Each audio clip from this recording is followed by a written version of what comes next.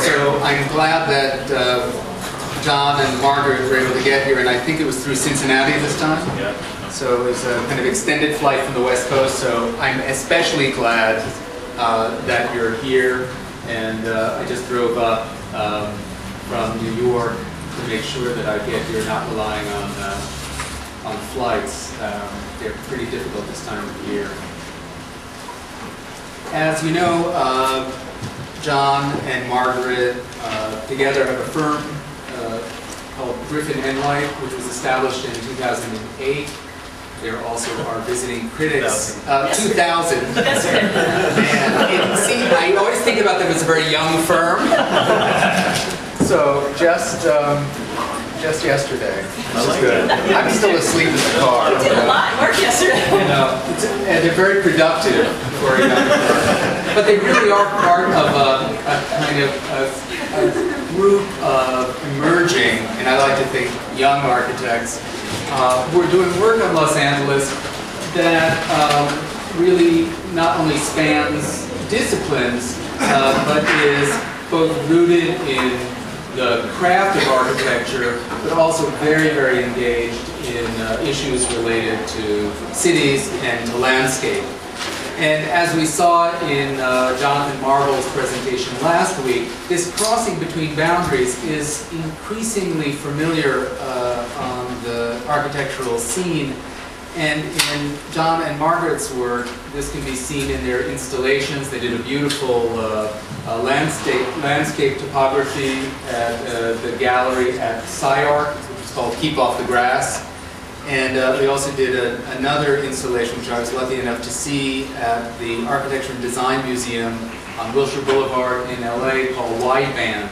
And that's an image of which you'll see on the poster. I'm also pleased because John and Margaret are both alums of the school, and they were both here as undergraduates, and Margaret went on to get her graduate degree at the University of Virginia, and John went on to get his degree at Columbia University. The work of Griffin Enright has been recognized in numerous publications like Progressive Architecture, Architecture Magazine. They were recently cited for design excellence in the Chicago Athenaeum in 2006. Margaret received the John Dinkeloo Traveling Fellowship from the American Academy in Rome. And John worked for Morphosis when it was still quite a small firm. I think you were one of 2 associates working with Tom Main, and he did that for 12 years before collaborating with Margaret to found their firm. The firm was also a finalist for the PS1 project that MoMA sponsors each year, which is a kind of remarkable thing, and hopefully they'll enter that again and get that. They're also in LA Next, which showcases work going in Los Angeles that's progressive. So, without further ado, I'm very interested in seeing what the hidden agendas are, and I welcome John and Margaret.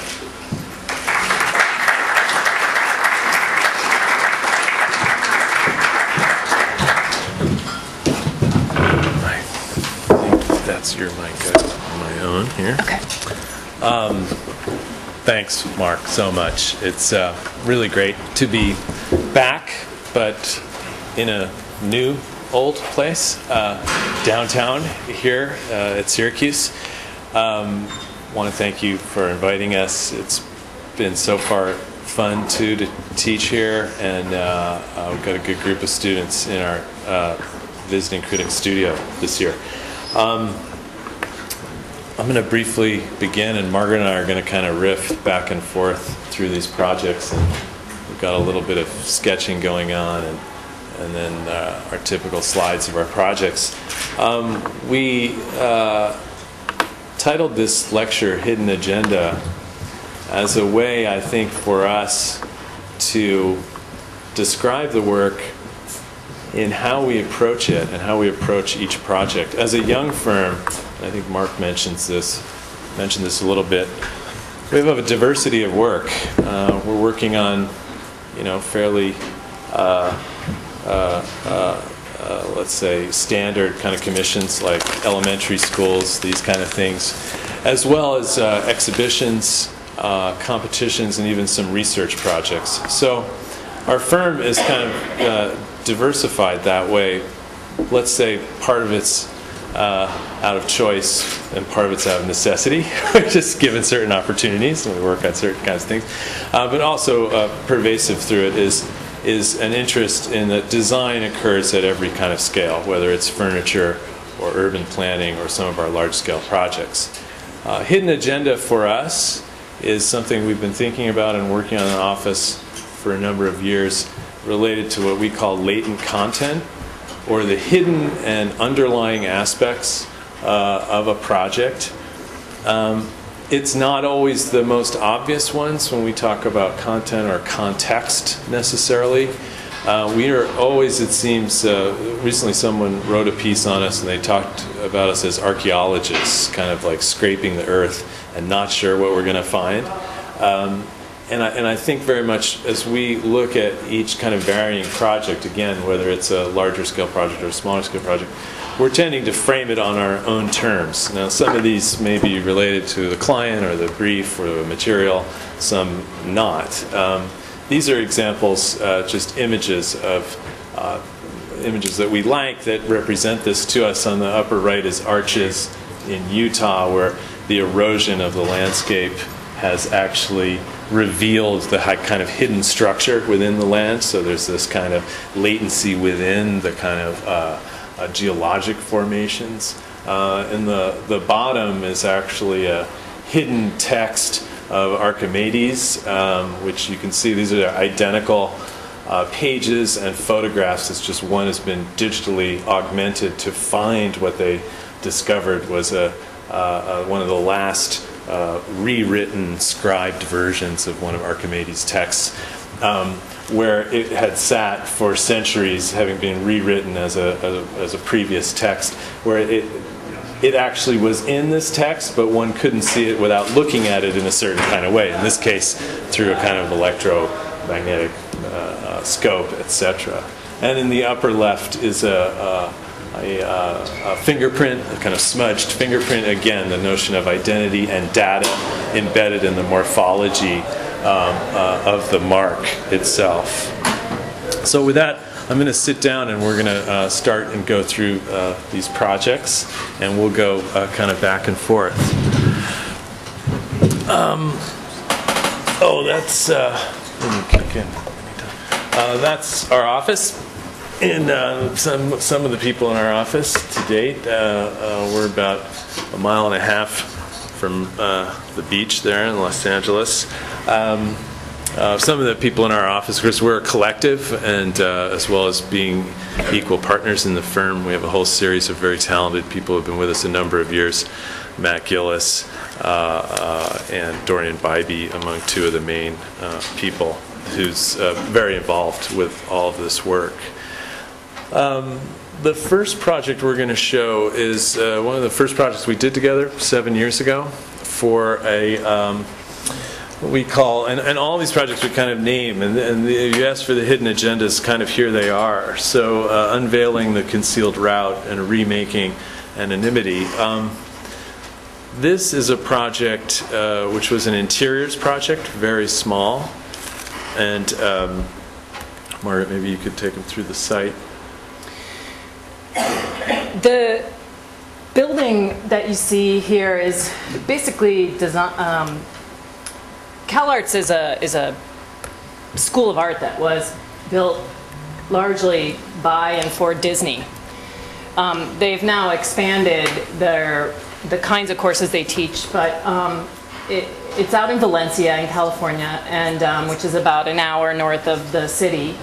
And the building itself, even though it was mostly built all at once, has this very anonymous amoebic shape, to the point where you can't really find the entrance. So for instance, this is how you get off the highway, you would imagine that this is the kind of front of the building, but instead you kind of loop around and go all the way around it through the sea of parking, and then eventually arrive at the entranceway over here, which you need a sign to find.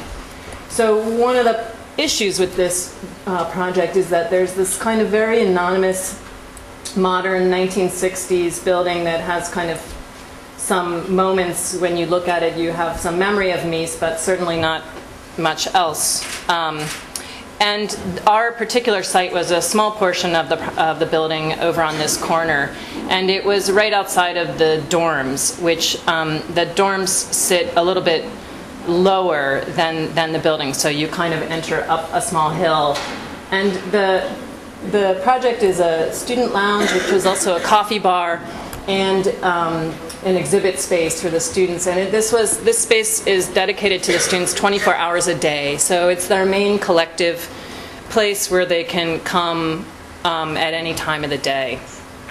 And so what we were really interested in was how this kind of rear door into the project could become a more significant feature and could help kind of create this new entrance for the school. It's it's like an architecture school. It's open 24 hours a day. The students actually use it as a passageway. So the bookstore is closed off hours. The cafe gets closed, but this main thoroughfare, and here Margaret's showing the rotation, is a kind of we call it big furniture project. So we weren't allowed to break through the ceiling. We couldn't break through the glass. There were all these restraints on it.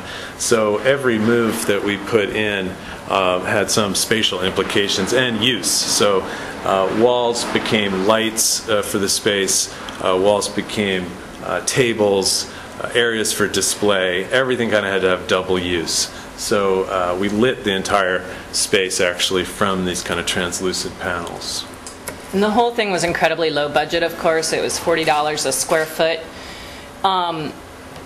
We were kind of, part of the folds had to do with the kind of seams of the 3 different programs, which were actually 4 different programs, which were bookstore, coffee bar, student lounge, and exhibition. And so while we wanted the space to kind of have the kind of qualities of these different areas, it needed to be at times allowed to operate all as one space. And so since the approach from the dorms is kind of from underneath, we realized pretty quickly that the ceiling scape was a kind of important opportunity within the project to kind of not only redefine the anonymous container, but to become a kind of beacon from the dorms at night that would kind of lead you in. And so the materials that were used were just a simple Lexan that was on steel studs. We initially wanted a concrete floor, but of course when we tore up all the terracotta tile, it was in pretty bad shape, so we ended up with some slate and kind of just basic plywood. And we used these 3 materials on the floor, ceiling, and walls to create this new environment that allowed for different opportunities for unexpected gatherings. Yeah, it's a space that, as you see in these diagrams, again, when it's closed off, has the ability to, be a kind of informal performance area. They arrange the chairs this way. There's a built-in bench here, so they can have a stage, and that's opened up. Here it's in its typical cafe, and then again, all these walls are for display, so there's display actually all along these surfaces. And at night, the coffee bar, which is number 4, can be closed up so that it's not vandalized. And this window that you see here is a kind of window into the bookstore space. And so these folded planes not only kind of navigate between these different programs and allow for new uses of the space, but they also create this kind of path through the space to the door that connects to the hallway, which is behind this wall right here.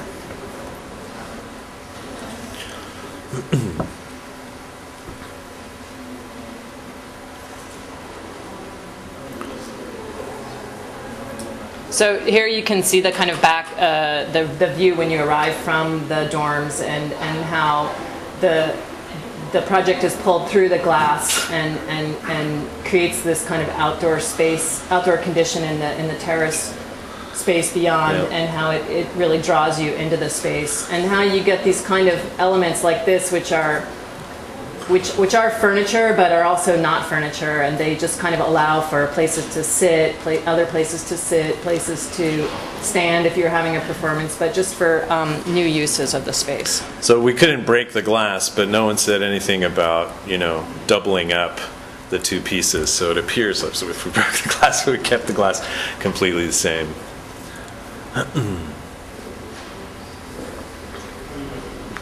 So the next project,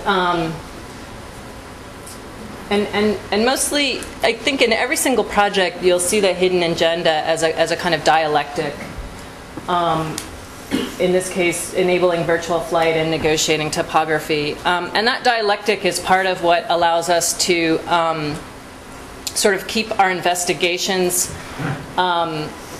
not having to do with the a priori condition, but allow our investigations to kind of provide us with opportunities for discovery and opportunities for creating new conditions. This project is a house that was designed for a hillside in Guatemala, overlooking the city of Guatemala. So this is the kind of view beyond, and this is the kind of hillside that it's on, and it's basically in this steeply sloped site that is also largely forested. And at the foot of the site is a small river. So one of the impetuses of the project was to create a kind of path from the river up to the top of the site. And another impetus was a more conceptual approach, which really came from the client, which was an idea about that the client wanted his house to connect to the more global condition of culture, and he wanted his house to fly. And specifically, he wanted the library in the house to be the element that was trying to defy gravity. I have to say, it was, you know, every once in a while, architects hear what they want to hear, right? And it was one sentence he said in a conversation over the phone, which was really poignant to us, which talked personally about the isolation he felt in where he was, and that he was kind of, in a dreamy kind of way, said, I wonder if you could make a house that made me feel like I was leaving where I was. So this was a long string of kind of discussions. So we chose to hear that. There are a lot of other things said that maybe we couldn't hear or didn't want to hear. But that one was very poignant to us. And as Margaret said, the house and the sequence through it really manifests, in this slide on the right, a sequence up and out above the jungle. This is actually highly vegetated, unlike this surface map, at a certain height, which we'll see later. So while you enter this house kind of mid-sequence on the plan all the way to the right, which is somehow the kind of low-slung public face of the project, versus the back, which is, of course, the downslope here and the path to the water, that one engages this path in the diagrams at the midpoint of these pieces. However, within the internal house, the bedrooms are actually on the lower level, and the natural sequence is up and over, parallel to this kind of wood structure which we inserted inside the kind of more contained structure of the house here. So that when you enter the house, if I can get my cursor back, when you enter the house, you actually bridge over a sunken courtyard, which is carved out of the hill. And then you arrive into the part of the house that is feeling more floating and more lifted from the site. And then bridging from across laterally to the site is the bedroom wing, which has the bedrooms more dug into the ground. What happens with the path is that the path begins to come up the site, and at a certain point it sort of becomes two elements. The path sort of splits and becomes these two defining elements. One becomes a wall that goes on and ultimately becomes the kind of container for the library. And the other element is the path, which ultimately becomes another wall and folds over and becomes the roof and the main enclosure for the main flying space. So these two elements sort of split and end up enclosing the kind of main space of the house, which is the living room. And another interesting thing about the kind of quality of a living space in the Guatemalan culture is that they have two living rooms. They have the formal living room and the everyday living room. And in this case, the formal living room is under the library, and the more informal living room is next to the kitchen behind. And this belly that you see is the underside of the library, which after you cross over the sunken courtyard on the bridge, you would step up a series of planes until you reach this kind of upper limit of the library space. Then the roof of the bedroom wings becomes a kind of grand roof terrace perched on the hill that overlooks all of the tropical rainforest. And this is a kind of section through that dugout courtyard space where you can see the bridge crossing in and where you can see the library beyond. And this is a kind of view from below where you see these two elements of the past beginning to kind of split apart to make the kind of living and library above. And this is the way it's experienced from the road, which is a much more discrete condition of the house. You kind of the house seems very wall-like and very simple and discrete from the house, and so when you cross over this bridge, it's a revealing of this kind of larger component of the house, and it's a very strong threshold.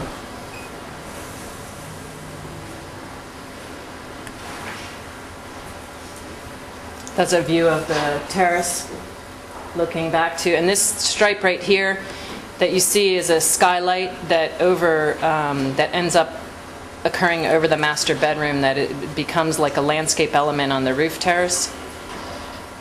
This is a view right after you've gotten off the bridge and you're looking up to the library and down to the living room, and through here is the roof terrace beyond. And this is the master bedroom, which shows you the underside of that skylight, which becomes a kind of oculus to the bedroom below. And this is the kind of garden court beyond that you crossed over when you first enter the house. So the kind of sequence, the spatial sequence, is not only tied to the site, but within the house it continues, and it becomes a kind of a looping sequence where the conditions of the kind of groundedness of the house and the kind of component that defies gravity are interconnected and revealed as separate parts. But the fact that that the house does both things, it's both grounded and flying as one thing, is part of the condition that's interesting to us about the house, this hybrid condition.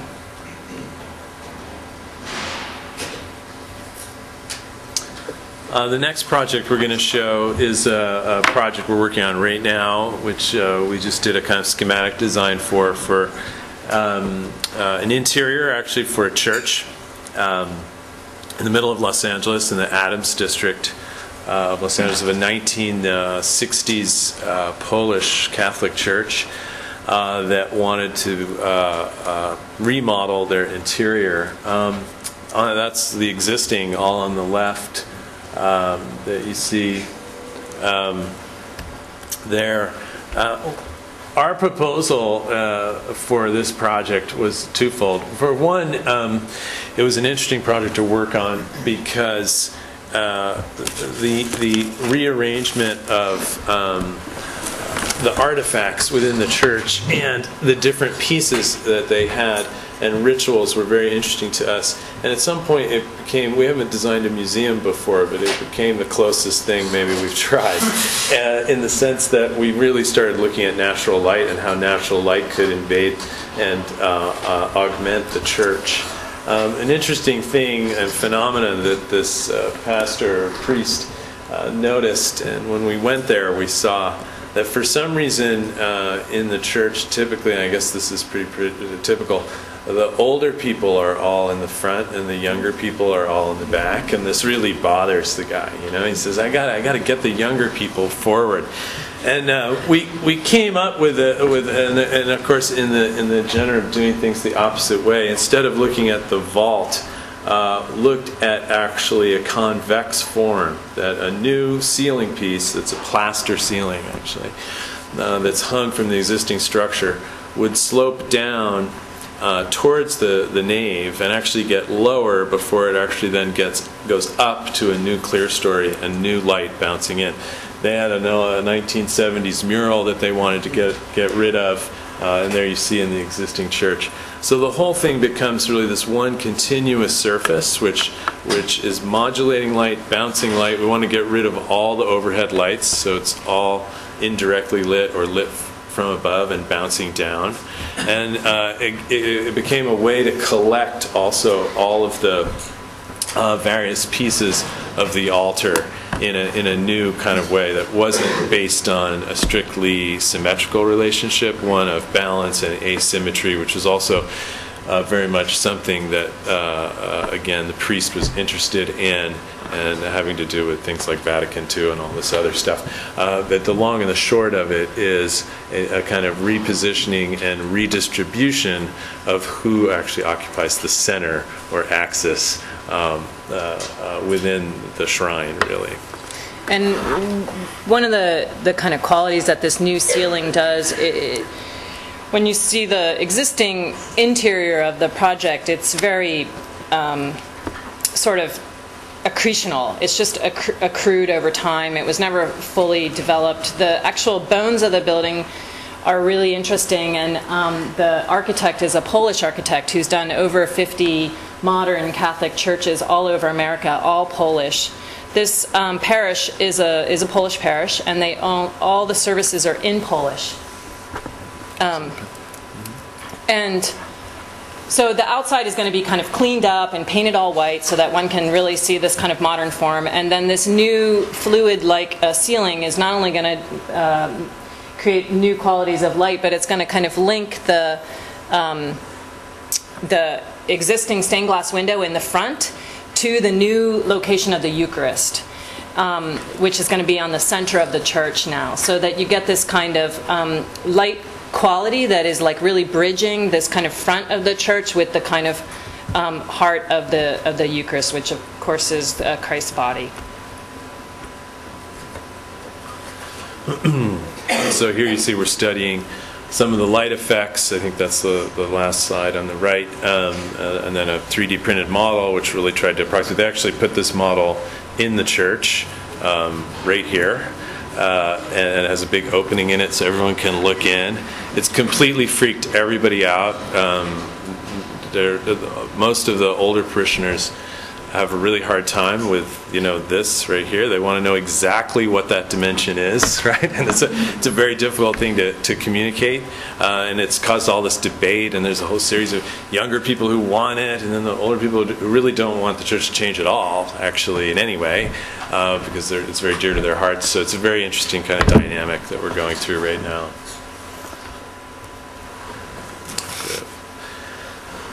Yeah, exposing the... this is... it's yours, so you can take this one. Sorry. So this is a competition that we did for SciArc. And we called it Mobile Exposure. And we did not win the commission, but we were shortlisted. We were one of 3 shortlisted firms, I guess. For those of you not familiar with SciArc, this is SciArc. It's a 1/4 mile long, which is longer than the Empire State Building is tall. And what its original function was that they had rail distribution on one side and truck distribution on the other side, and goods would be brought in by rail and distributed to truck. So this basically, each of these portals was the kind of access of goods through the building, which would be picked up on the other side. The competition itself was for a new cafe. And also because the school not only doesn't have a cafe, but doesn't have a place to gather. So our proposal was to kind of reconsider the cafe, and instead of placing it at the end of the building, which was the location given for the competition, we thought that maybe a better place for it would be on a kind of old chassis, and to put it on the rails that exist in front and make a kind of movable cafe that is like moves like a slow dirigible up and down the building. And this cafe would be a little bit like a kind of old-fashioned bar cafe, or even the kind you would see in Italy, where you can eat at the counter, you can get your food from the counter, but the activity could also spill out onto the patios, the kind of fire egress outside of the school that already exists, that are used like porches and like patios. This kind of, the blue material that you see represented here is an idea about a solar ribbon that we were going to use. So the solar ribbon would wrap around the whole shell and be supported by a frame underneath. And that solar ribbon would power both the cafe and the movement of the cafe. Here you can see it would kind of dock at these different positions along the building. And it would also provide like a new sign for the building, so that if there was an event at the gallery, you would know it would be docked at the gallery. If there was an event at the lecture, it would be docked at the lecture, and you would kind of know where the event was. Because one of the problems with this building is it's this long, anonymous facade, and it's really hard to know where, like if you're a newcomer to SciArc, you have no idea where to go, and it can be very formidable feeling. And so this would not only function as a cafe, but be able to be repositioned throughout the day to kind of embellish different events that are happening there. I mean, in a sense, it acts as a kind of subway. There you see the yellow line in the upper right image. We had a lot of fun with this project. Students at SciArc really like it. There is an issue with the ownership of the building, etc. Actually, Marcelo Spina's won the competition. He's doing a great job for a fixed cafe in the center.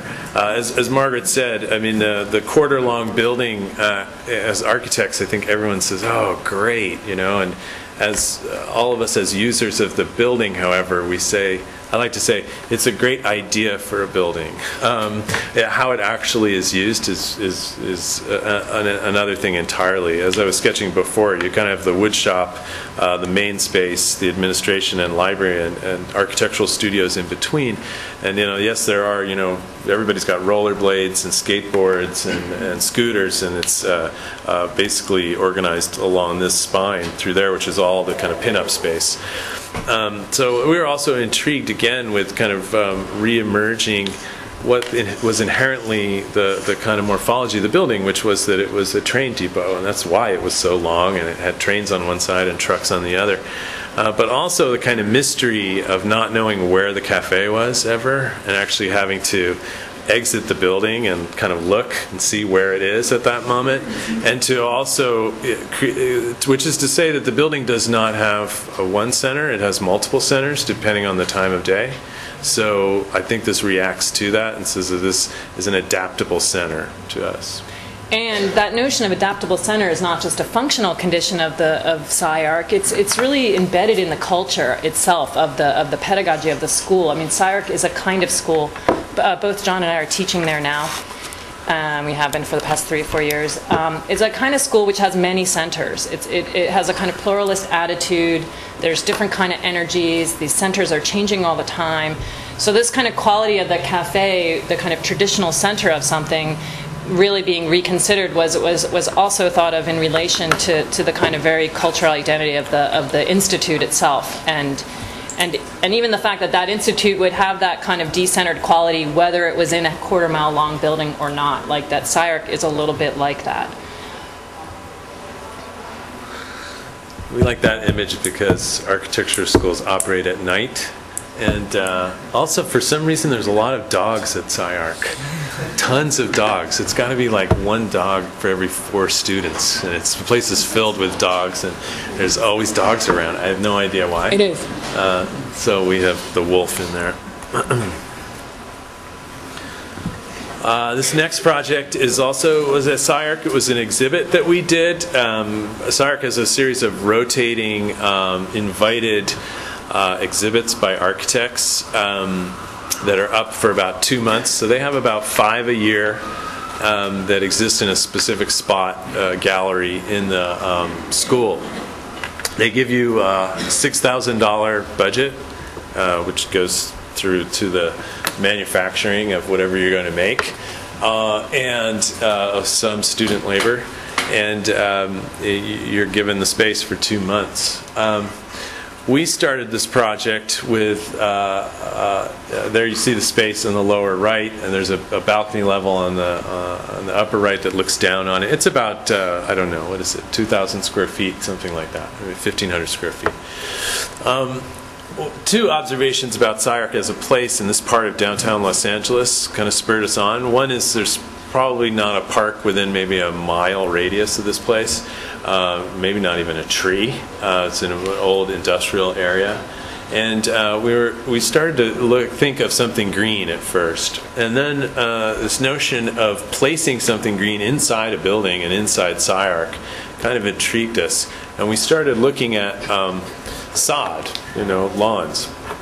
And what was really amazing when we did some research on it was understanding that sod is probably as close to a manufactured landscape that you could get.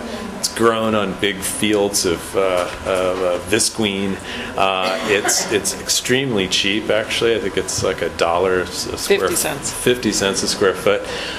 It comes in 2-foot by 4-foot modules, just like suspended ceiling tiles. There's all these kind of manufactured qualities to it. It comes on pallets. And we came up with a notion to investigate that material, as well as, in a heuristic way, comment on the environment, comment on Southern California, our kind of continual, something you don't have here, water shortage, of the use of natural resources for this kind of material. So kind of along that kind of Harper's Index of interesting statistics about how much gasoline is spilled per year for lawns, how many injuries, how much water is used. Parallel to that, at the end you have to make something too, and so related to another project we'll show you was an interest in a geometric form of a ruled surface. And we began to make a mock-up in our office. These are photographs in our office. To look at the material, how do we support this thing? We looked at a kind of, I guess I have some pictures here. A twisted plane which sits in the space. It's actually pretty simple. This is about 1,000 square feet. In area. Again, we had $6,000 to do this. We also thought it important that we hang this so that it doesn't actually touch the ground. And we came up with a structure of 2 plywood beams that are CNC cut at different periods of curvature, connected by 1-inch pipes, which are what you're seeing here. So you're seeing the ruled surface, which were all cut very specifically because we wanted it to be a planimetric kind of section of a piece of grass. And we hung the whole thing from the ceiling and braced it, on top of which went the sod. So you see, we ended up actually building it ourselves. All in these photos is everybody from our office. We built it in, I think it was 10 days, something like that, that we had. And some interesting things happened with it. I mean, there were other, let's say, more spatial things that we were interested in. One was like a kind of Japanese rock garden. When you entered the space, not being able to see the thing in totality, to get the participant to move through it, and then a very big difference between the lawn top and the underneath earth, right? With that, we put a series of reflecting pools, and we were interested in how light operated and uplit the surface, as well as, again, not giving the full view of the object, getting people to go up the stairs and look down on it, where you finally can see the whole piece. So that also had to do with how we bent it, how it was shaped. So this is the view that you saw when you entered the gallery. And it's, of course, it's going down to the water. It's trying to drink the water, and it's almost there, but it's not allowed. I guess we'll go to the next. And the part of it was that, so the interesting thing about sod was it was simultaneously this organic material and this man-made material. It was both. And so part of what we were interested in expressing was its kind of thinness, because that to us really expressed its manufactured condition. And so we really worked hard at like emphasizing this thinness of the sod and to really understand it as this floating plane. But it had these other qualities that organic material does, which is that it has entropy. So over time, it actually deteriorated, and in an interesting way that we didn't absolutely predict, even though we had tested it. We had done many iterations in the office. And it also had this quality of smell. The whole school smelled like grass. And so that kind of pervasive, invasive condition of the sod was really intriguing in the end. This was the kind of quality of the underside. And also in our, at SciArc, there's become now a family of installations that have occurred. And it seemed like there's sort of the object approach, and there was the kind of spatial approach. And we were very interested in transforming the space of the gallery and making a new condition of space. So this kind of like the space below and the space above, and the fact that the plane kind of existed between those two, and that you moved around and experienced those in different ways was an important component. And then this blue line that you see here, which was in the back of the space, represented the kind of water line, where if you filled the entire space up with water to that line, that's how much water would be needed to keep this amount of grass alive for 1 year. And that water line was the line that began to organize all of this text, the kind of Harper's text about the environmental problems with the overuse of sod, especially in LA, which is a desert place. And part of the things that we discovered about that overuse of the lawn is that, and part of why we named it Keep Off the Grass, is that although one of the reasons why sod is overused so much is because it's so cheap. And because the costs of it, which are mostly environmental, aren't understood until after it's already down. You know, I mean, the 15% of Los Angeles landfill is filled with grass clippings. The amount of engines working at any given time mowing grass in LA is like equal to the pollution of like 10,000 cars or something like that. I mean, it's just kind of outrageous. The amount of gas spillage from filling up these gas tanks is more than Exxon Valdez spill annually. Things like this, which were really kind of shocking kind of expenses to the culture, let's say, as a whole, were part of the research that we unearthed as we went through this process. And we started it very open-ended. We didn't know that we were going to make a project about sod. But in the end, it was a pretty powerful experience.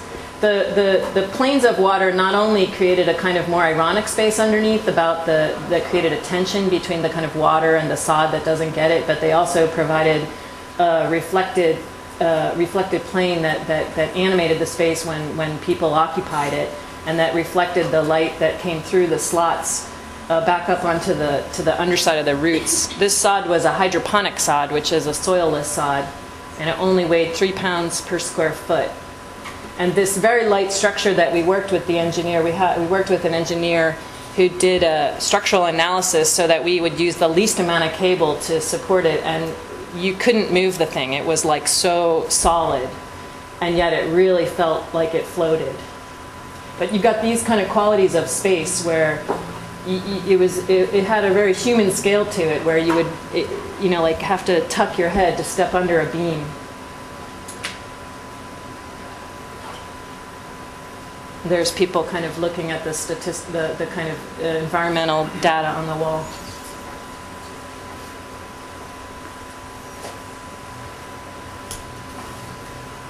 And then this is what happened at the end of the exhibit, which is that it kind of just dried.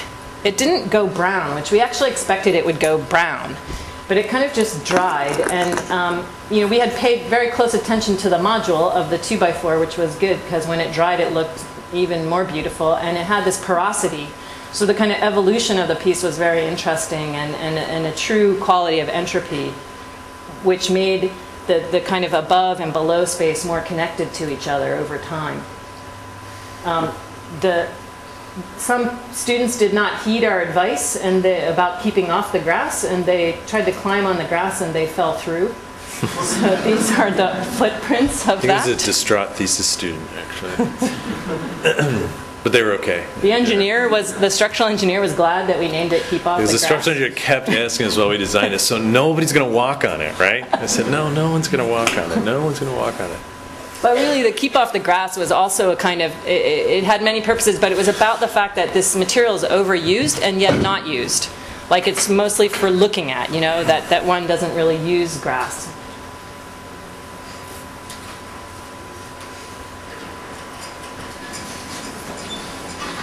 This is me. So the next project is another installation that we worked on, which was initially begun for a group called Neocon West, which basically did a trade show. And they were together with Interior Design, so they were essentially our client. But basically we were invited to have this booth in this sea of booths. And that the original script was that each of the 6 architects that were invited to participate in this would each do a kind of false room of some sort, like you would do an office space, or you would do a residential space, or you would do a hospital space, and you would get some free materials from some companies that had partnered up on the project, and you would create a fictitious space. We didn't want to do that, and so we decided there was a checklist of items we could check off of the functions that we could choose, and one of the functions on the list was other, so we quickly checked that. And we decided that we would make a space that was much more about the trade show itself and just providing a place to kind of stop and pause and check your email, for instance, through a wireless connection. We also partnered with a company called, and I'm sure you're all familiar with, called Freeform, and we brought them in as our partner prior to agreeing to do the project. So every team could bring a partner into the project. So we convinced Freeform to work with us because we were very interested in this material right here, which is 3/4 inches thick, and it has a kind of carbonate waffle structural condition, sand, you know, like a honeycomb between it that makes it a very strong material. And so this comes in 4x8 sheets, and it's an extremely strong material. You can walk on it, you can do all sorts of things with it. And that became a kind of main material that we looked at for this loop that we basically created. We titled it Wideband. Obviously, there's some formal reasons why we titled it Wideband, but we also had a connection to the kind of wireless technology that we are interested in. So what we did was create this loop that stretched from the kind of front of the trade show, looped around to the back, and then threaded back through to become the table where you could sit and check your email. That table both became the nexus for engagement within the space. So if somebody was sitting on one side of the table and somebody was sitting on the other side of the table, it would be a kind of impromptu gathering. But it also was a kind of divisive thing in the space where you, in order to sequence through this kind of interior landscape, you had to engage on the platform. So you had to step up onto the platform of the loop and step down and step up again and then move around the table at the back and then come out the other side. The table spanned the whole length of the room, and so it both became this kind of obstacle and this kind of way of bringing people together simultaneously. We also wanted the space to feel a little bit larger, so we in the end had this idea of wrapping the text at a kind of mega scale around the piece itself. And that created this kind of interaction between the text and the wideband piece itself, which created a kind of unexpected environment.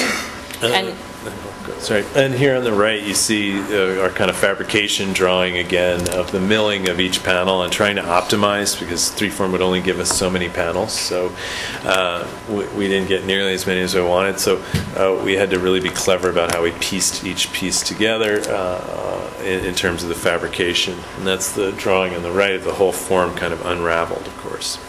And you know, of course, we built the whole thing in a 3D model, and every single piece was cut from our patterns that we created. But it's also interesting to note that because we took all these 4x8 sheets of this 3-form material and cut them to a very specific shape, we then couldn't give them back. So we got to keep them. So the idea of kind of like modifying that existing condition so that they can't reuse them worked to our advantage. And because this thing was kind of designed as a it almost has the quality of like a hermit crab. And so that's what enabled it ultimately because this trade show was only up for like 4 or 5 days, so which we knew in advance. So part of why we didn't want to kind of attach this thing all the walls was we wanted to take all these resources of people's time and people's money and materials from manufacturers and be able to reuse it in some way. And ultimately it went to the A+D Museum, where it served as the kind of frontispiece for about 1.5 years. And they had their board meetings on this long table, they had book signings on the long table. In fact, maybe even Mark had his book signing there. And so it worked in many different ways in another condition, which was part of the initial idea for it. We then, the color variation that you see is also really intriguing. We worked with a dear friend of ours who we met in Florence, who went to Cornell. His name is Peter Noble, just passed away a couple months ago. He's a lighting designer now. He used to be an architect, and he became a lighting designer. We worked with him on this project, and we worked with him on all our projects. But the color variation that you see is really Peter's intelligence. It was one material, which was this one color orange, but what we did was we varied the distance of the light, and that provided this kind of color variation from the yellow to the red to the oranges.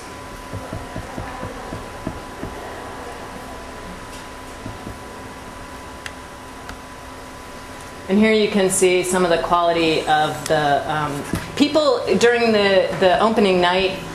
Our space really became a place where people wanted to hang out. It was obviously conducive to that.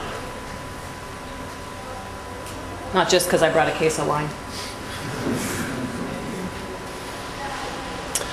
The next project we're going to show is the last of these kind of more conceptual projects before we get into, and we'll have to kind of pick it up, I think, a little bit. But before we get into a series of larger scale projects that we're doing, we were asked by the Schindler House, the Mack Center, to do a competition, which a series of SCIARC faculty did and UCLA faculty, and the problem was stated as a vertical garden. And so the competition was called Vertical Garden for the Schindler House.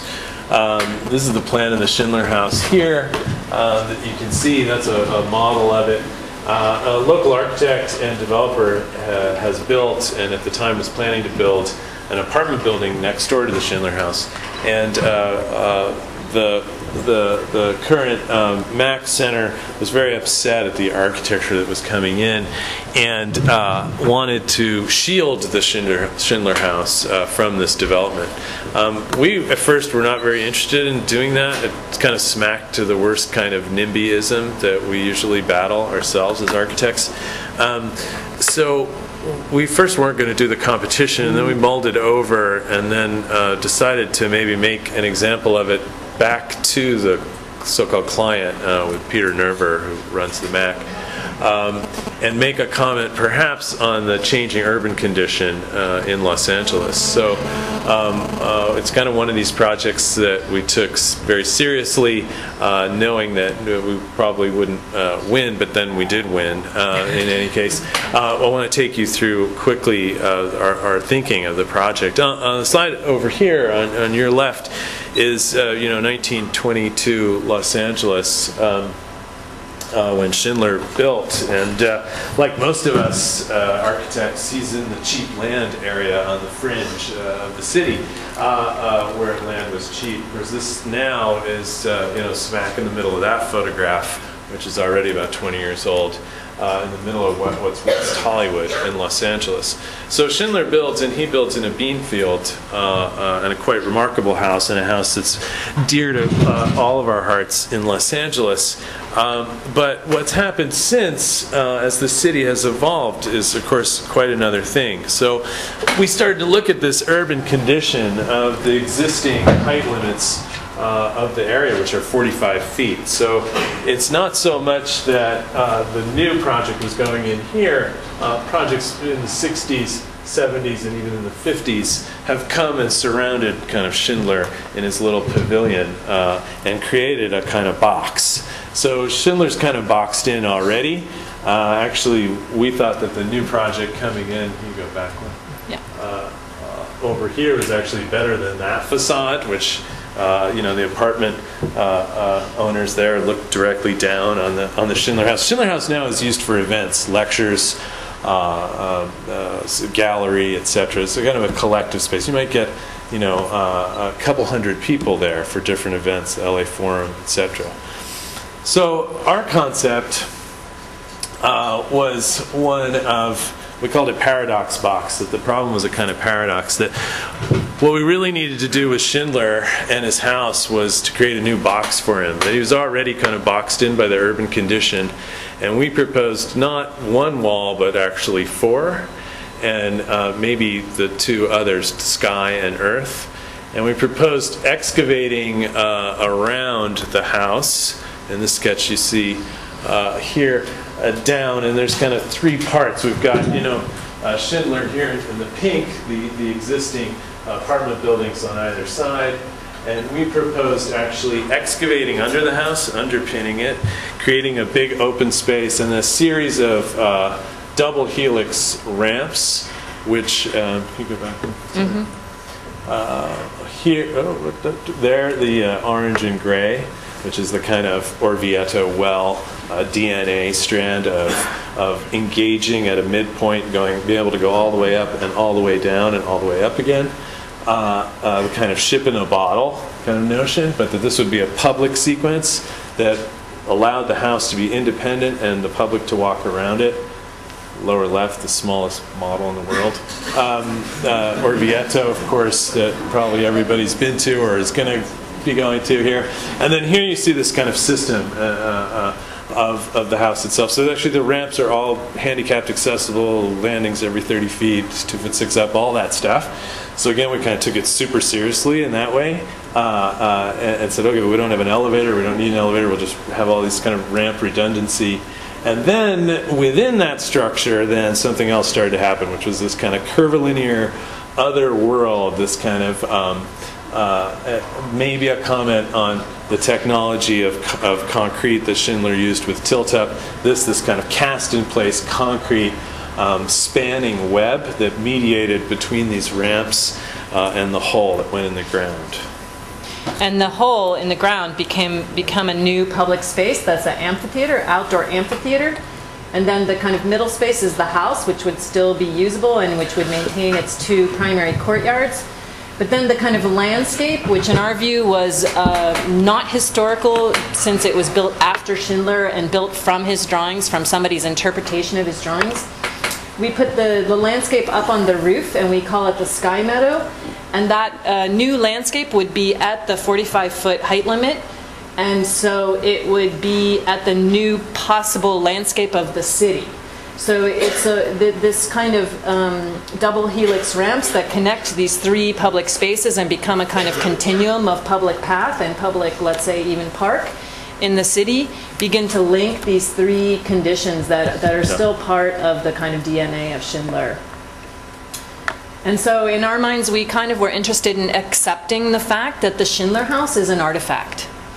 It's not sitting in the bean field, and putting up a wall between the new condo and it is not going to make it back to the bean field. So our point of view is that we just would like to accept the kind of new condition and provide a kind of new strategy that could transform that. And so the skin that navigates between the different, the two layers of ramps and begins to provide a new opportunity for program, new opportunity to experience the city, new views back to the Schindler house and out from the Schindler house, becomes this new connective tissue between these three components. This was our 3D printed model, and you can see the kind of Schindler house embedded in that. And so we were one of the winners of the competition, and I think one of the reasons why Peter Nerver was so excited about it was because we had really questioned the premise of the problem. And also it is like completely within the setbacks and buildable and all of that. But And this model is owned by the MAC right now. They purchased it as a part of their permanent collection. Here's a kind of rendering of the view from the top, looking through the oculus and seeing the kind of larger connection to the Hollywood sign. There's a kind of sky view looking down at the Schindler House. There's a kind of quality of the public ramps. This the view, kind of bird's eye view in the amphitheater, looking at the Schindler House and up through the oculus. And another kind of view looking down into it. And there's the kind of main sectional condition, and you can see this kind of quality of sometimes being on the outside and sometimes getting a glimpse more to the inside.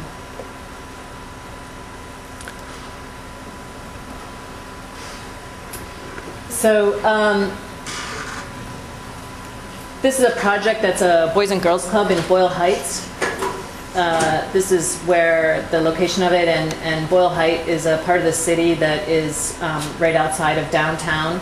It's kind of surrounded by these highways that were put in there during the 50s and 60s, and so even though it's right next to downtown, it really feels as if it could be 30 miles away. And it's typically the place in the city that's a kind of portal to the city where people, new immigrants come into the city, and so it's the kind of heritage that it has changed through many different people coming from many different places over time. Currently, there's a lot of Latino. About 50 years ago, there was many Jewish people in America. When you go into the cemetery, there's all kinds of different groups of people. This is a kind of study that we did about water, and this is the kind of water in Boyle Heights, which is our project. And the ratio is like 1 pool per like 10,000 people. This is the amount of pools in, like, say, Beverly Hills. And this is the amount of pools in a place like, where, do you remember where that was? It was West Covina, I think. West Covina. Something like 1 pool per 6 households in West Covina, 1 per 10,000 in Boyle Heights, and 1 per 3 in Beverly Hills. So this existing pool that was already there was this really kind of precious commodity within the neighborhood.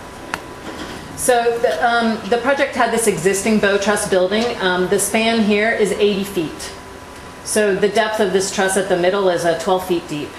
And this is a really standard typology in LA, which is these bow truss buildings with these extremely long spans, masonry bearing walls, and these transition elements to the parapet wall at the front and back of the building. And it's actually this transition element that we were interested in. And so what our project looked at is that element, that transition element, and how to kind of extend and to take that as a point of departure for the new wing of the building, and kind of like create a kind of excess out of that becomes a new kind of surface of the building. It's kind of one of those things. These kind of buildings are really prevalent in Los Angeles. Most of them built after World War II as warehouses, light industrial buildings. But you know, this kind of form, the conoid that you see here, is a ruled surface, of course, so it's all made out of straight lines. It's the kind of shape, if you isolated and showed a contractor or a builder, they'd say, I can't make that shape, right? And yet it's prevalent in all the buildings. So it was something that was within the building that we started to look at, and as Margaret shows in these slides, was completely, let's say, buildable within a certain kind of realm. So it's a wood frame structure, which I think we had about 8 steel curved beams. So in the slide up there that you're seeing, you know, again along this line, those are the kind of curvature. The curvature is isolated and it can be kind of regulated. And then here we're looking within our 3D models of the morphology of that shape, how it creates a new corner, a new identity, of course, for the Boys and Girls Club, a community room. It creates a courtyard. We're trying to get as much out of that surface as we can. At the same time, it's a completely, let's say, regulated surface in the sense that it's completely made out of, I think we were looking at those plywood composite joists. So the new facade of the building, it basically becomes this activated facade. on the second floor. This is a part of LA where there is serious concerns about gangs. And so one way that we were able to create a stronger presence for the building to the community was to kind of open up the second floor. The ground floor still needed to be relatively secure feeling, and which means kind of walls. But on the upper floor is a path that works all along the front, and that becomes a display, a kind of activated display space that moves from the library through past the model shop and into the multipurpose room, which is in the curve at the end. The project included a kind of pool hall here, which is a very standard activity at this, a kind of traditional activity at this Boys and Girls Club, a basketball court beyond, an outdoor pool, which they wanted to remain, and they wanted it to remain outdoor. And then a series of new elements for the 21st century, such as a computer lab, a career lab, a model shop, a better library. I mean, the model shop is really a whole craft area, and then a multi-purpose room.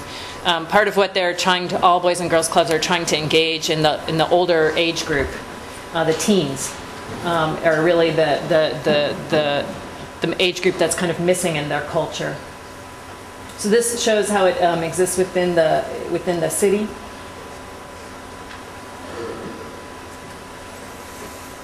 There's a small amount of parking that needed to be added. This was a really important component here, which is this kind of window to the pool. In the summer times when the kids learn, and this pool allows these kids to learn how to swim that wouldn't otherwise get to learn how to swim. Even though they live 10 miles from the ocean, many of these children have never seen the ocean or go only once a year. But this kind of the window into the pool was important, and it was important that it was covered because the parents like to come and watch their kids get the swimming lessons, and so they have a kind of shaded, covered space that they can sit while the kids are learning how to swim. This is a new pool hall. So part of what we were doing within the existing building was to open the whole thing up and to create a better interconnectivity between the spaces. We proposed a kind of amphitheater beside the gym, or beside the pool hall, that worked up to the teen center, and this amphitheater could allow for impromptu seating and also for movie night. This is the exhibit space along the front facade that connected down into the meeting room at the back. There's a new multi-purpose room that has the kind of view back to the city beyond. And this is the new pool courtyard. So basically the pool becomes this courtyard.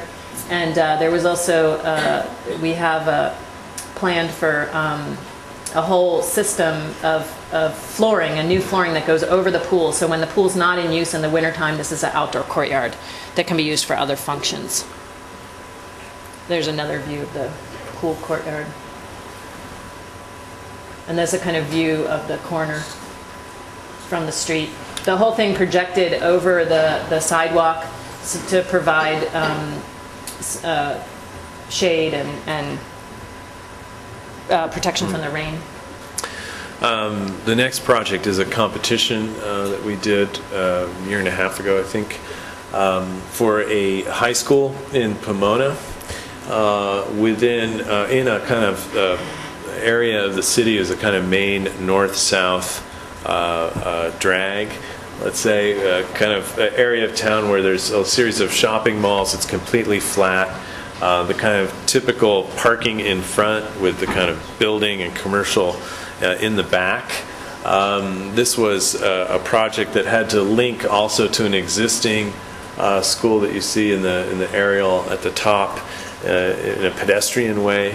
And it was kind of a strange competition in that they wanted all the classrooms actually to be relocatable buildings, to just be these kind of generic prefab guys.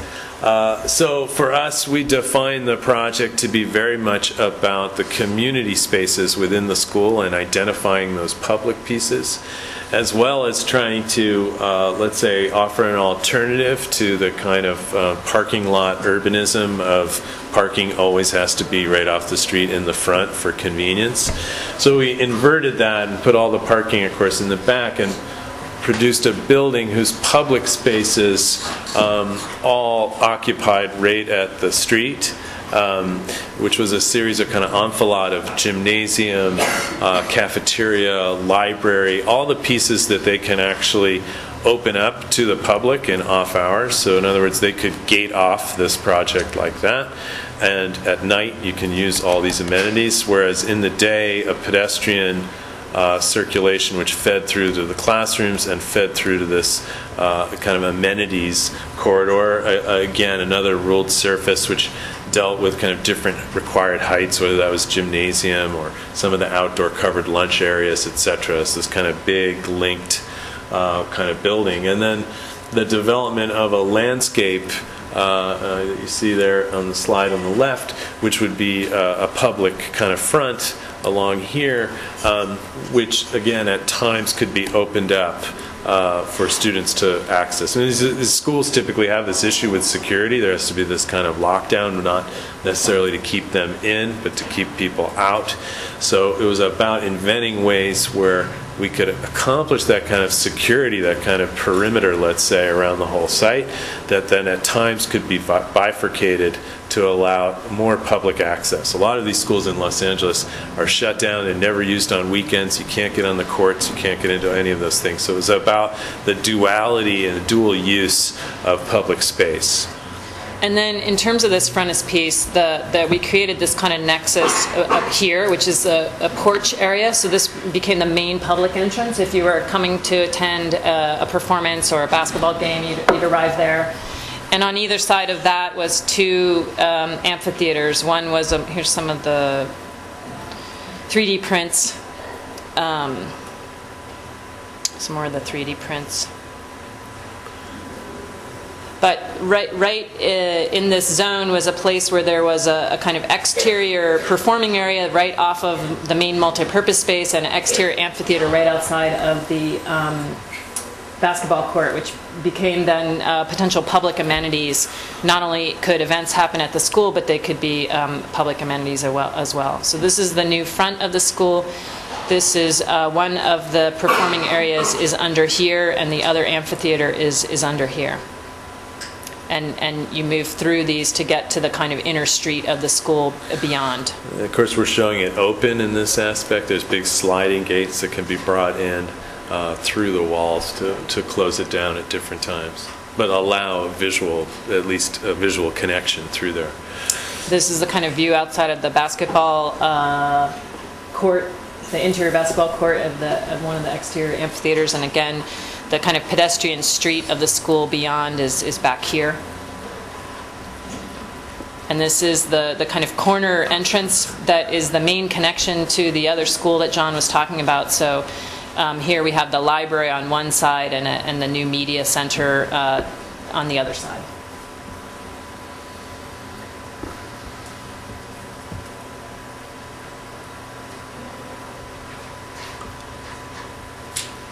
Oh, is this one me? Mm-hmm. This is a project that's about to go into construction. So part of why we call it Magnifying Urban Contact Tactical Resolutions is because it's an extremely low-budget project.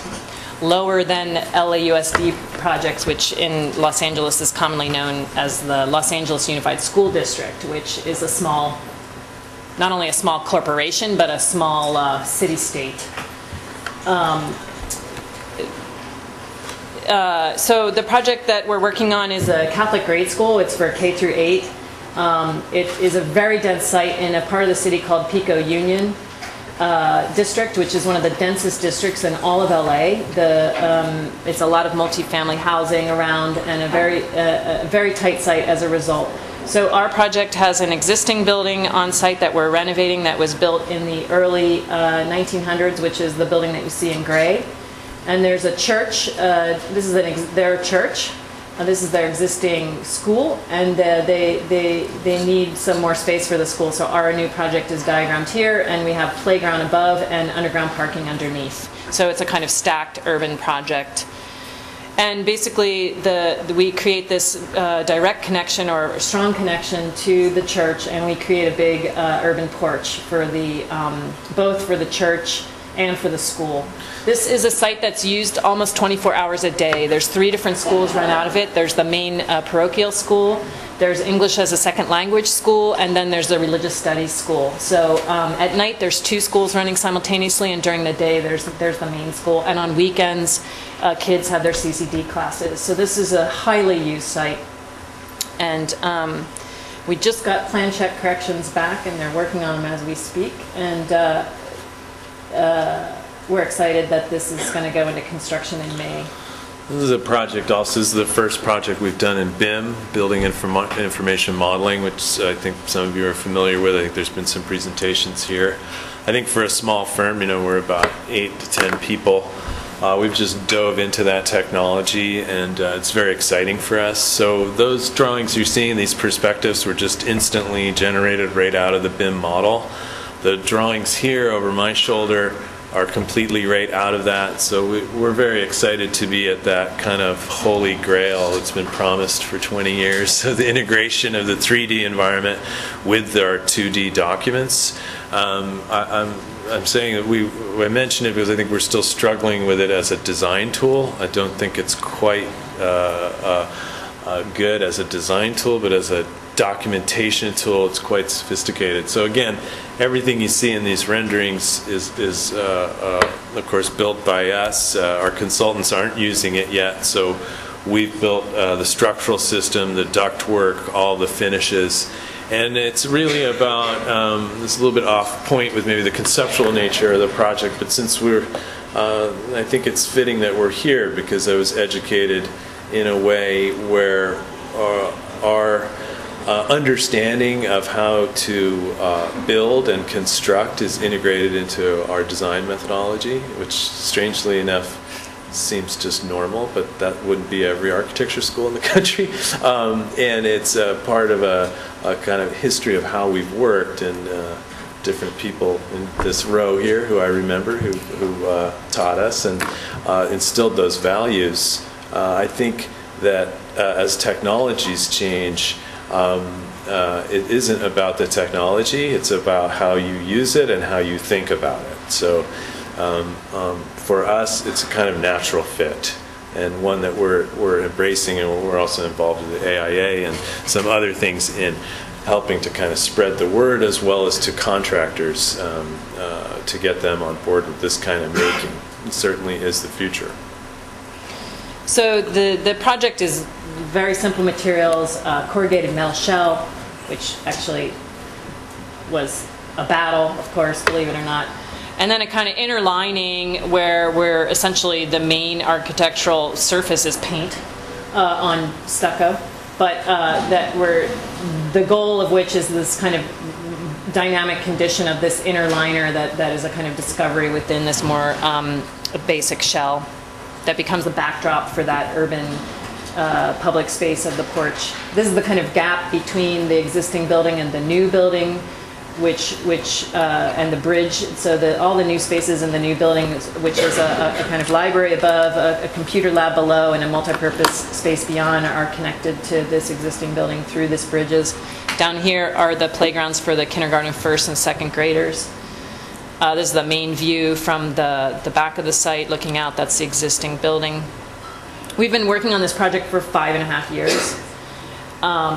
And it's just getting started. And this is our second design for it, which is a little smaller than the first one, and which is part of the tactical resolutions, because this project almost died a year ago when they didn't have enough money. And we spent a weekend figuring out how we could make something for their budget, and then re-proposing it to the Monsignor. One more project. This is the last one. Thanks for hanging in there, guys. Inflecting the house. This is a house in Malibu, California, that was just finished, that we worked on for, I guess, 2 or 3 years. And it's an interesting one for us on a series of levels. This project is about pathway and sequence, and the deformation and let's say it's not really modulation, but the deformation of sequence of this was for a single bachelor who actually just recently got married, actually at the house, which was really interesting.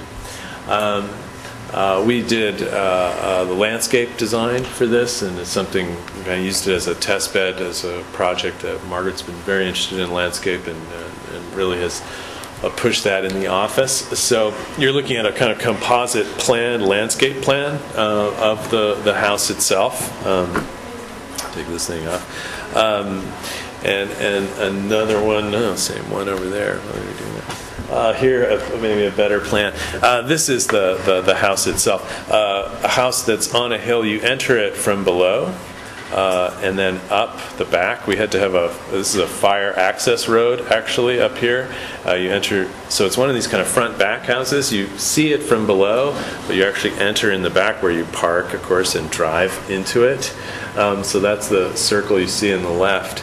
The diagram Margaret showed before had to do with all the different views of the ocean. It's this thing, you can see the ocean kind of from here and from there. This kind of big, broad view.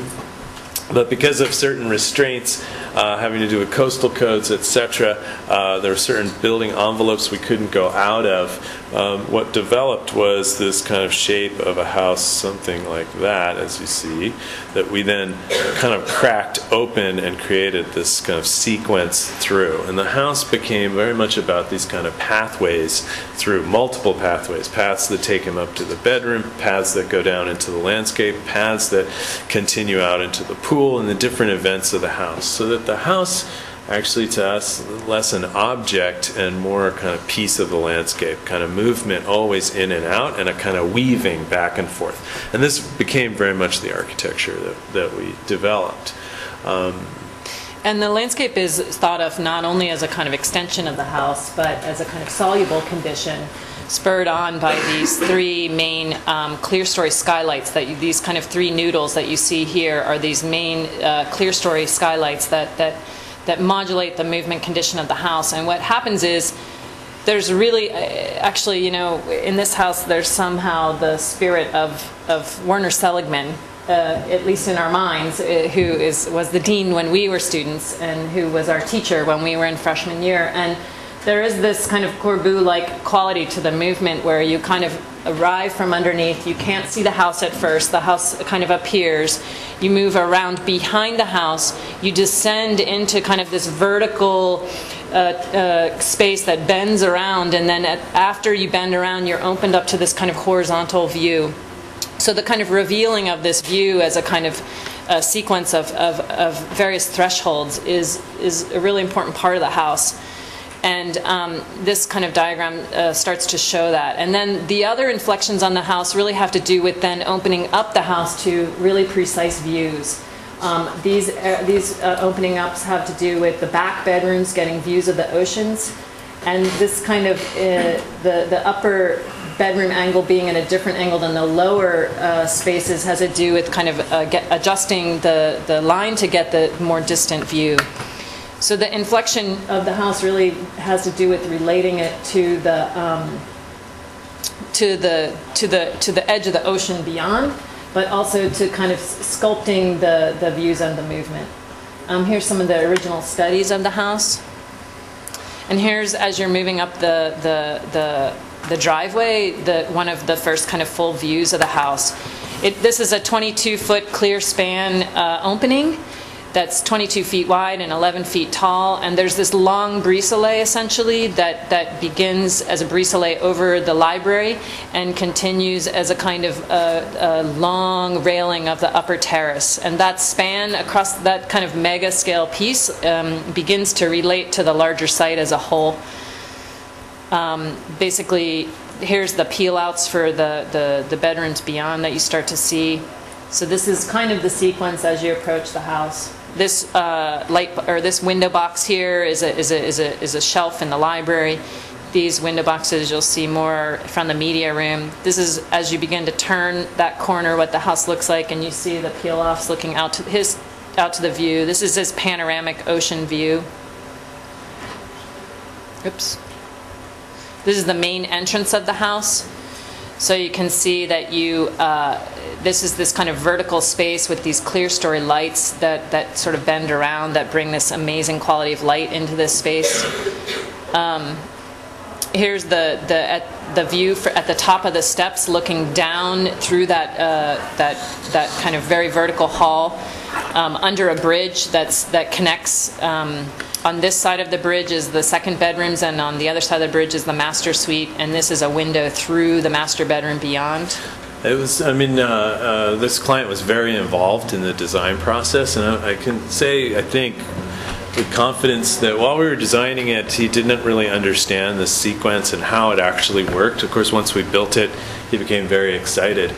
But I mentioned the wedding before. It was really interesting that the bride actually took that sequence from the upper bedroom down through that procession out to the outside, and it was really great to be able to see the house used in a kind of public way, in a way that we hadn't actually anticipated. Of course, I mean, we never once said you're going to get married next year and it's going to be through the sequence, but it kind of naturally unfolded, and we didn't really have to do anything. It was obvious to him that this is how he would get married. It's kind of an interesting byproduct of how architecture, I think, can adapt in different ways. And to see the house with, 150 people in it and actually operate as a kind of public house. Of course, when you have houses that are about 7,000 square feet, you can do that. And that's also a product of the megalomania of Southern California.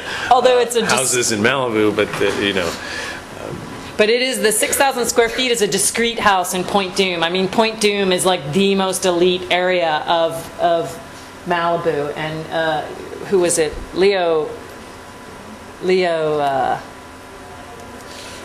actor that was in Titanic. He wants to buy this house. Oh, yeah. And he keeps coming by. And he came by under construction, and he told him he wants to buy it, but our client won't sell it to him. Here's how you can see this path continues out into the landscape. So basically there's this walls at the edge of the pool beyond. And so this inflection basically takes you from the entrance through the main living area out to the pool area of the house. And this is the path as the path continues there. Here's the main view from after you descend the space, and this is how the view becomes very horizontal. This is a kind of sort of 11-foot ceiling height, so it's a kind of grand living height for the space. This is looking back at that entrance at the open kitchen here with the black concrete countertops and the rosewood. Here you see the brise-soleil of the beyond. This is a view from the back of the house through that knuckle. There's this kind of joint where is the kind of gap between the space of the pool and the space of the house. That's this outdoor porch. This is a view from the second bedrooms over into the master bedroom. And this is this piece of glass that you can see through. There's panels that can cover this so he can have his privacy, but the house has this very fluid, very open feeling. Very sinuous. Here's an example of the view of the ocean from the back bedrooms and the quality of light in these more discreet rooms. This is the view outside the master bedroom looking back, and the kind of quality of that hallway as you move through it, and the different kind of the way the paths kind of split and shift. There's a view from the master bedroom back to the front door.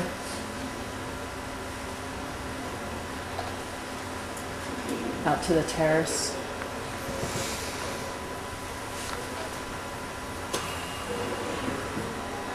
That's the master bathroom, which is one of my favorite rooms in the house. Back here is like the toilet basically, and behind the wall the other way is the shower, so it can have this open feeling. And it's at the knuckle. That's the view of the upper terrace. The view looking through, seeing the pool beyond. Looking back at the house.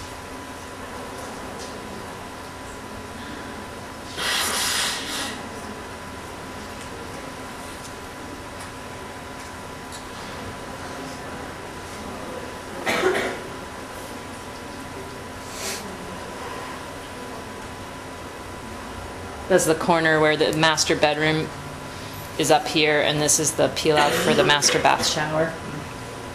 Looking the other way. It's the fire pits.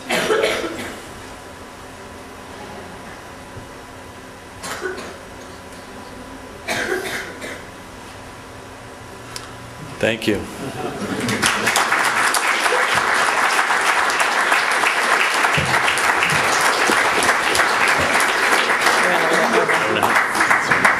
thanks for a wonderful tour of your work.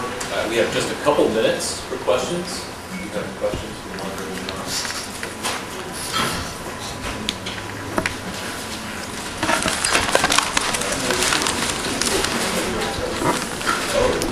Okay. Thank you. Tired him out. How much does like the size of the exhibition in LA limit one design or design? Yeah, well, It's just another way to deal with gravity. yeah, it's no, it's something that's we designed for lateral loads. You know, primarily is the primary concern, of course, through earthquake more than wind. It's not that different than other parts of the country, in southeastern part, you know, where we have high wind loads, etc. But for instance, the house is a lot of steel in that house to achieve those open glazed areas instead of shear walls. It's mostly moment frame construction, then kind of bandaged wood construction on top of that. So it is a concern. Yeah. How do you two set up the office? I mean, how do you split up work or bring projects in and work on them separately or together with as designers? Margaret does all the work and I get the credit. It's very interesting you ask that question because, of course, we met here in 1981 when we were undergraduates and have a very similar education and then went to different graduate schools and then worked for different people and then came back together to work jointly on the work. So we have a very similar kind of background, and what we find that's very interesting is how others perceive you, you know, and for some reason, it's always wrong how people kind of get it, you know, or don't get it, you know. Oftentimes, let's say there's two different ways. Someone might say, if we meet a potential client or something like that, well, Margaret must be the designer and I must do working drawings, or maybe the other way when she picks colors and I do everything else. You know, these kind of crazy, weird gender things that people bring to it. As us, as a couple working together, we tend to just, of course, ignore those or maybe use them to our advantage, depending on the situation.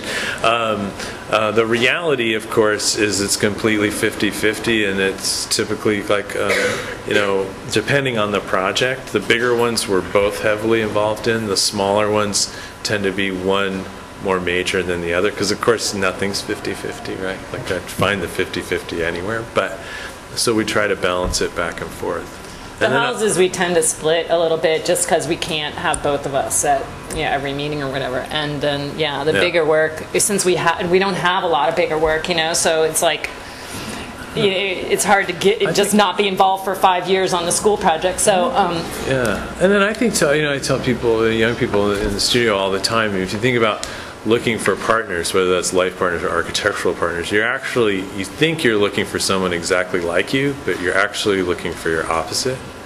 And that's really kind of what you need in a way. And so we've, over the years, I think, understood ourselves in the sense of what we lack and what the other has that makes a really good kind of partnership. So I don't know. I mean, many times I can be, for instance, I think overly analytical within the work, and I need to be taken out of that, and Margaret does that for me.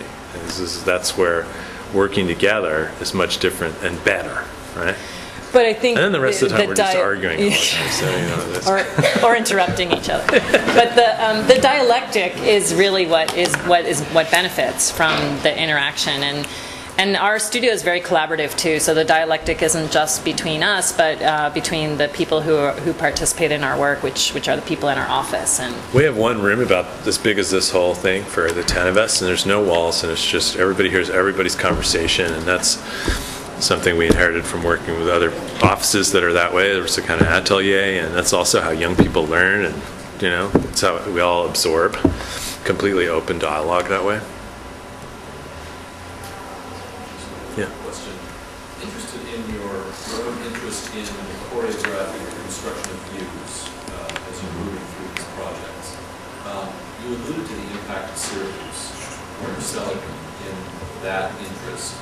How much of that has to do with Syracuse and how much of it has to do with Los Angeles as a kind of fertile ground for that kind of viewing interest? Well, I think that if I could start, I'm not sure Werner would have agreed with that thing. You know, I mean, there's lots of stories about him, and certainly he had a huge impact on us, just personally as well as an educator. You know, I think particularly Southern California and this notion of inside and outside as a kind of historical model, whether you go back to the case studies, early Frank Lloyd Wright houses, etc., is something that is embedded within certainly the residential construction in Los Angeles. You can't really get away from it. So saying a house is related to inside and outside is kind of like, duh, you know, it's Southern California. Wouldn't you do that anyway?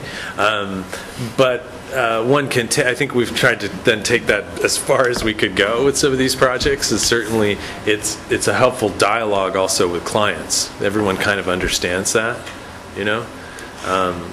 I, for instance, in that house was much more interested in the interior space of that hall and how that could be than the view. But the owner, of course, if I said it's all about the view, great, you know, because it's all about the outside. No, so when is architectural kind of referential to itself versus what it's looking at?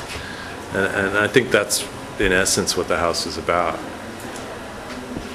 But I brought up Werner only because I had the opportunity to tour a bunch of core buildings with him one summer with other students, and so I think some of those lessons about how you arrive and how you, and the kind of different elements of the spatial sequence are just a part of my DNA now, and I think you do see that we are constantly talking about what we see from where, how we create a kind of threshold condition, and there's all different sorts of ways that we do that, and I can't help thinking from my point of view that it has a lot to do with an inherited kind of perspective based on experience. Great. Okay, we need to wrap up. Thanks so much. Thanks.